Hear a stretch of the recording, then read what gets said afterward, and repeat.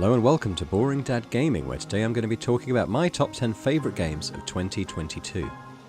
A lot of good games came out last year, especially in the indie and AA spheres. Not including early access titles or demos that were part of Steam Next Fest, I played around 50 games on the channel in 2022, many of which came out during the year. It was really hard to whittle those down into a top 10, and I could easily have named twice as many. In the end, I had to make a few tough calls, one of which was to rule out console exclusives that, while they made their way to PC in 2022, had debuted earlier on other platforms. Unlike many other top 10 lists, the first 9 of these are presented in no particular order. Think of them all as joint second. There is an overall winner, however. One last thing to note. These are my personal picks, and I've only included games that I actually played. There's no Elden Ring to be found here. Oh, and one last thing before we start. In the description for this video you can find links to my playthroughs of each game, and also their Steam store page. So, with that said, sit back, relax, and let me tell you about my favourite gaming experiences of 2022.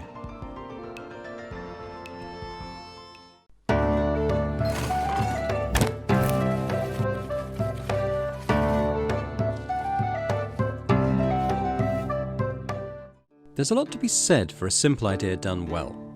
In Potioncraft, that idea sees you as the owner of an alchemist shop, who must mix his own brews that meet the needs of the customers who drop by with requests ranging from the banal to the bizarre. In total, there are some 5 different screens that make up the game. Your shop, garden, mixing room, basement and bedroom where you don't do much more apart from sleep.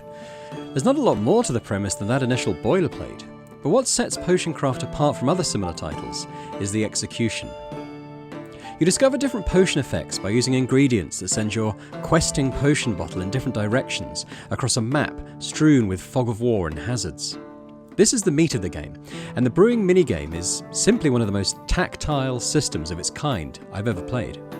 A dozen hours into the game, it remains a delight. You don't simply add ingredients to the mix. First, you must crush them with pestle and mortar, swinging your mouse around furiously as bits and pieces of smashed herbs go flying. To move your bottle around the map, you must grab the mixing spoon and swirl it yourself, while to finalise an effect, you have to manually pump your bellows to heat the mix, which is achieved with a satisfying whoomp and puff of smoke. Once mixed, potion bottles can be labelled and customised. You could then slip into your shop, newly brewed potion in hand, and pop it into a set of scales to sell to your customer. If you like, you can choose to haggle via a simple, yet challenging at higher difficulty levels, minigame. It's in this shop that different merchants will arrive to sell you herbs, mushrooms, minerals, and pieces of alchemy equipment. This equipment is installed in your basement, and it's in this room that you'll work on legendary recipes, and ultimately try to create your own Philosopher's Stone. It's a reasonable endgame goal, but I think you can keep playing as long as you want, basically. For such a visceral game in some ways, it's also a relaxing one, content to let you progress at your own pace with no time limits hanging over your head. I first played Potioncraft when it initially entered early access quite a while ago now, and I was pleased to discover that the final product is even better. And looking at the developer's roadmap for the future, they're planning on adding even more, including the ability to customise your garden to grow the ingredients that you want, and adding new ingredient types like monster parts and so on. If any of this sounds at all intriguing, then I can highly recommend Potioncraft. Check it out.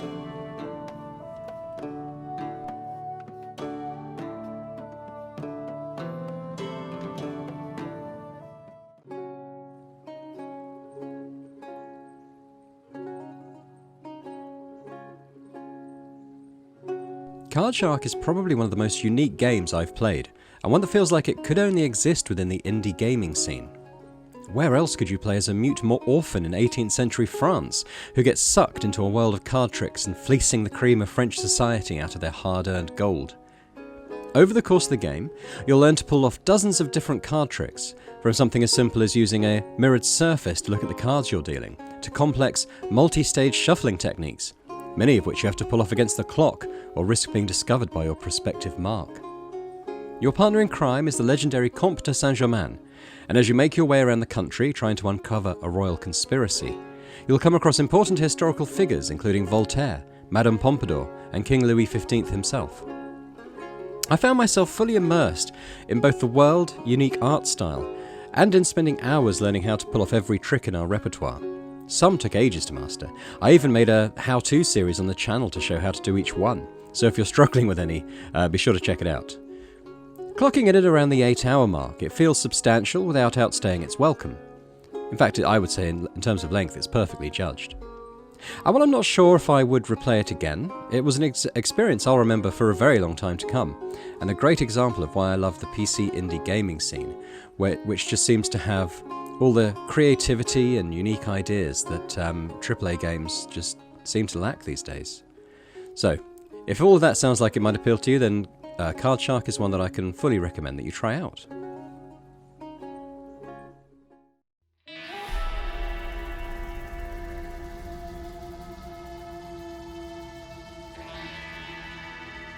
Turn-based tactics games, or XCOM-likes if you prefer, is one of my favourite genres, and 2022 saw the release of one of the better entries in Hard West 2.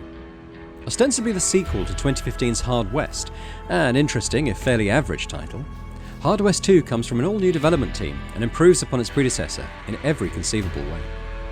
While there are occasional similarities, such as the Weird West setting that sees you battle against supernatural foes, or the card-based perk system that adds and upgrades abilities in your arsenal, Hard West 2 trades the episodic narrative of the first game for a single campaign. This story sees you step into the cowboy boots of gunslinger and erstwhile card cheat Jin Carter as he falls foul of the devil himself and must rebuild his posse while seeking revenge and the return of his soul. Each character feels unique, with skills including a bullet barrage, teleport, and a melee dash that does more damage the further you travel. These influence your playstyle depending on which posse members you take with you into a mission. Anyone familiar with the genre will feel instantly at home in the missions themselves, although Hard West 2 does add one or two innovations of its own. Chief among these is the bravado system that refunds all of the character's action points upon a kill, allowing insane kill chains that can clear a level in just 1 or 2 turns. Enemies, though, have tricks of their own up their undead demonic sleeves, so combat is never easy, at least in my opinion. Instead, it rewards careful players who plan their moves and combos to perfection, and the sheer range of options available mean that it never gets stale. I feel like Hard West 2 was unfairly overlooked in a year that had saw a number of turn-based tactics games being released, perhaps foremost among those being the Warhammer 40k Daemon Chaos Gate, or whatever it was called, which I didn't play. But perhaps because it was a follow-up to a slightly idiosyncratic title that not many people played. But for my money, Hard West 2 stands up well on its own merits and is well worth checking out.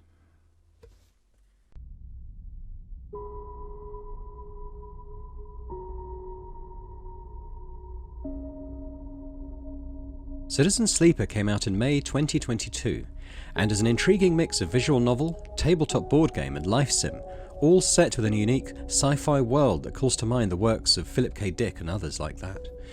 You'll meet a host of interesting characters, each with their own, often bittersweet story to tell, while you yourself struggle to keep your own synthetic body alive, fending off starvation, built-in obsolescence, and those sent to hunt you down.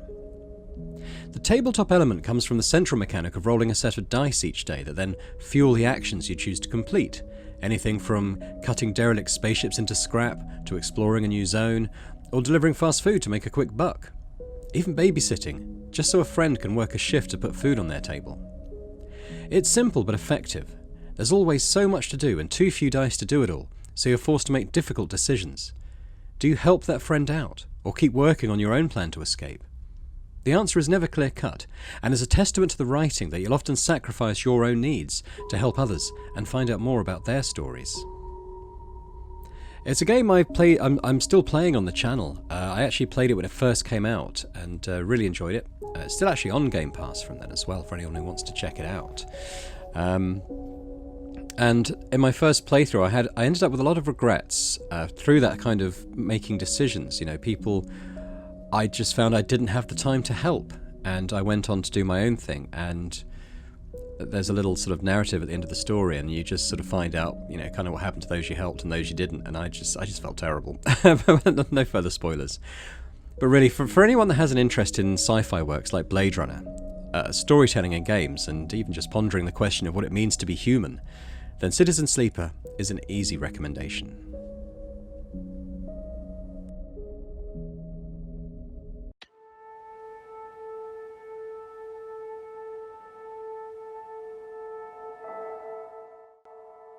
Released in January 2022, Strange Horticulture is probably one of the best detective games available on PC, up there with the likes of Return of the Obra Dinn, in my mind. Basically, it's a mystery puzzle game that sees you run a shop of strange and esoteric plants. Gradually, you add to your stock as you explore the region, and you have to identify each new discovery using clues, your powers of observation, and sometimes your best educated guess. Doing so correctly will mean being able to fulfill the requests of the various customers that come into your shop, which can range from the simple to the frustratingly vague, and I'm sure anyone who has worked in retail can sympathise here. Meanwhile, you're slowly drawn into the mystery of a spate of bizarre local killings, and it's up to you to choose how you resolve this, and decide what your legacy on this part of the world is going to be. At the core of the game is identifying the plants themselves, and it's incredibly satisfying to do so, with each little chime as you correctly announcing a correct guess, awarding a little hit of dopamine. It's at the same time a relaxing game, there's no daily time limit, and one that explores some fairly dark themes. I actually included it in my Halloween series this year, and it definitely didn't feel out of place. The presentation is great, the puzzles can be challenging, but in my opinion never frustrating, and at around the 5 to 6 hours mark it's the perfect length for multiple runs to see how each of the different endings will play out. There are so many plants. I found that between playthroughs, although I did them, 6-7 months in between, I didn't remember. I didn't sort of retain any memory of the plants that I'd identified. So I don't think that's a problem. In summary, if detective games are your thing, then I can highly recommend Strange Horticulture, and it's well worth checking out.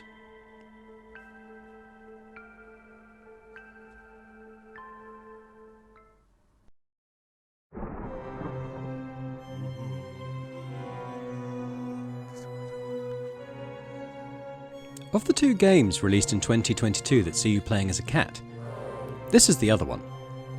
Yet, while I did play Stray on the channel earlier in the year, there are reasons why that didn't make this list, but Cats and the Other Lives did. On the surface, it's a simple game, a graphic adventure where, as the family's house cat, you can only interact with objects in a rudimentary way, such as batting at an ornament until it falls on the floor, or walking through spilled paint to leave behind footprints to annoy the housekeeper. It's in this fashion that you'll solve puzzles around the downtrodden manor house where this family has gathered for the funeral of Patriarch Bernard.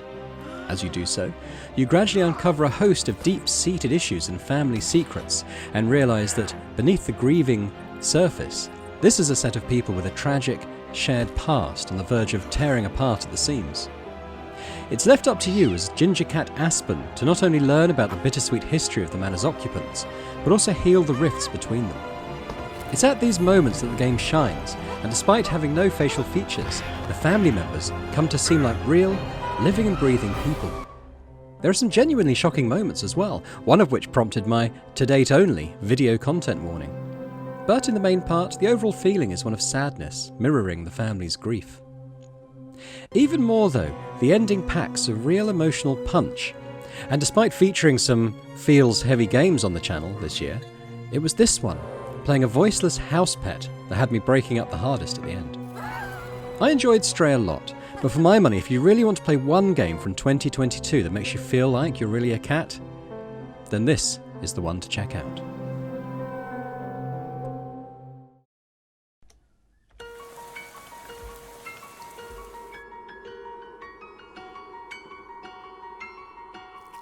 One of the more recent releases on this list is Shadows over Loathing. So recent, in fact, I've yet to finish it. Be sure to check out the current series on the channel, by the way. Shameless self-promotion aside, this third entry into the Loathing series is every bit as good as its predecessors. I really enjoyed West of Loathing, the Western-themed game released in 2017, and just like that, Shadows is almost literally dripping in silly visual and text gags. Every description, character and location is designed to get a laugh, or at the very least a groan out of you. Where other so-called comedy games dole out jokes like a dripping tap, Shadows is more like an out-of-control fire hose, somehow achieving both quantity and quality. I'm not kidding, the multitude of shoe gags alone is worth the price of entry. In the first few hours of the game, I've equipped footwear that leaves a trail of sand behind and sounds like I'm walking along a beach. Sandals, get it? Make me walk like I'm in Monty Python's Ministry of Silly Walks, roll along the ground like a tumbleweed, walk upside down on my hands, and float through the air like a vampire. What special stats or effects do they otherwise grant? None at all. The comedic payoff is its own reward, and I think that's just brilliant. But the humour, as prevalent as it is laid over the top of an intriguing, almost Lovecraftian cosmic horror mystery involving your missing uncle and a host of cursed objects, a robust and well-crafted combat system, and a surprisingly deep RPG upgrade tree. I've already seen enough to know that this is one of my favourite games of 2022, catering to both my silly sense of humour and love of great video game storytelling. This is an easy recommendation to anyone who's played any of the previous games, as well as fans of comedy. Check it out.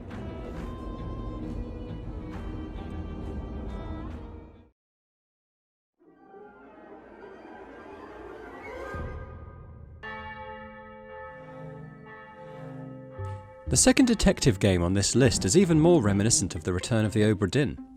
As with that game, in The Curse of the Golden Idol, you must puzzle your way through clues in the environment to put names to faces and find out who was killed and why and how. Unlike Obra Dinn though, Golden Idol plays out through a series of around a dozen fairly static vignettes, each captured at a particular moment in time. You can explore each, even going through people's pockets to try and work out their identity.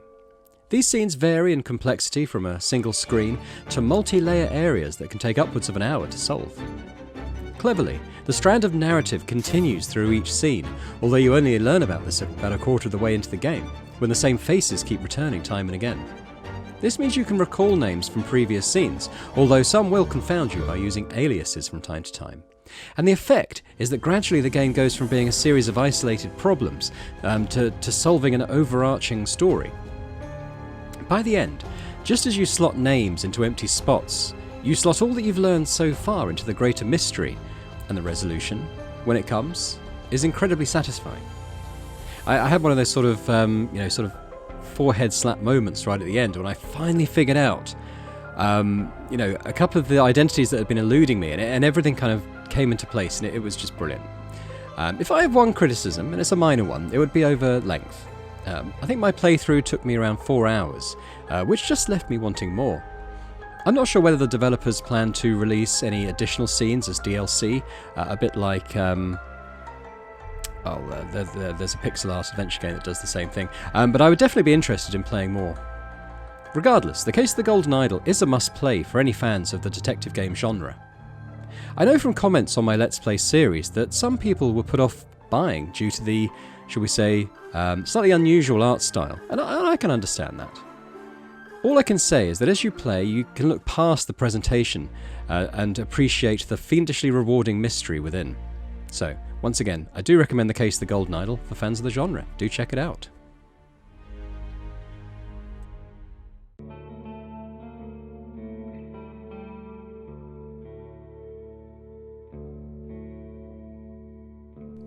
Roadwarden is a text-centric adventure, but instead of being a visual novel, it's more of a video game version of the choose-your-own-adventure books that anyone who grew up in the 1980s will be immediately familiar with.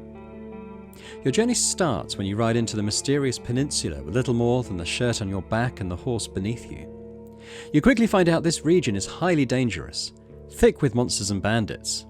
Furthermore, it's up to you, as the titular Roadwarden, to try to curb these threats and protect those eking out a meagre existence within the few civilized human settlements. As well as travelling around the peninsula, doing your best to do just that, you're also trying to forge links with the local leaders on behalf of the Traders Guild in your home city, as well as uncovering the truth of what happened to your predecessor. The first thing to note is that Roadwarden involves a lot of reading, and that's possibly why more people haven't played it. Despite sitting at an overwhelmingly positive rating on Steam, fewer than 1,000 people have reviewed it. But that text evokes a strong sense of place and atmosphere, and brings to life the different denizens of the peninsula, some of whom you can befriend, others not. You're also free to play your character as you wish, helpful, friendly, stern, violent, even sardonic and jocular. In my playthrough I tried to be helpful to everyone, and for the most part that worked. But it would be interesting to see what happens for those who shun such connections, instead preferring to let their weapons do the talking. I suspect their journey would be very different. From the atmospheric music to the detailed sepia pixel art, Roadwarden is clearly a labour of love, and one well worth checking out for anyone who has a love of narrative and storytelling in video games.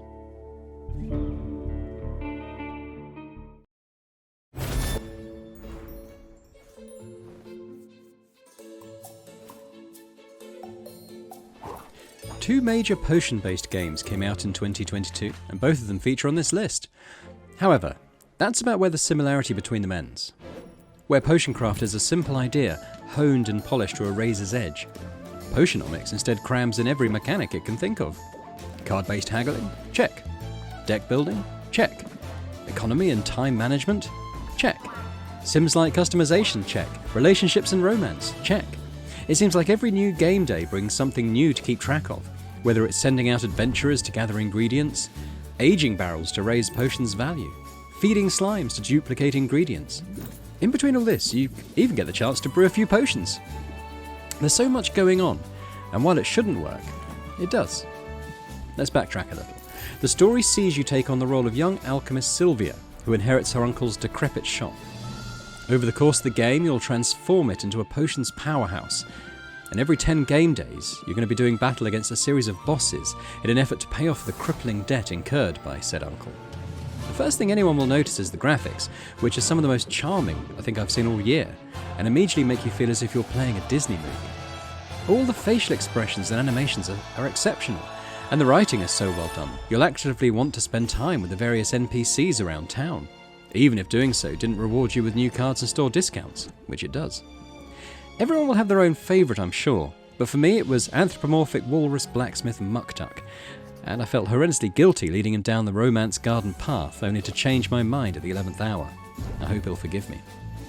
It was honestly a huge pleasure playing through Potionomics, my most gratifying gaming experience of the year. And it was no surprise that the first thing I did upon completing it was to start a new run. There are some minor niggles. I think there should be better options for filtering ingredients in the shops, and an option to keep playing after the end, or even a New Game Plus option. They're glaring by their absence. But with that said, I'd have no hesitation recommending Potionomics to anyone who enjoys deck builders or potion brewing games, which is rapidly becoming its own genre. That is why Potionomics is my personal pick for Game of the Year. Thanks very much, I hope you enjoyed this video. Feel free to check out any of these playthroughs on Boring Dad Gaming, and yeah, have a good 2023. Bye for now.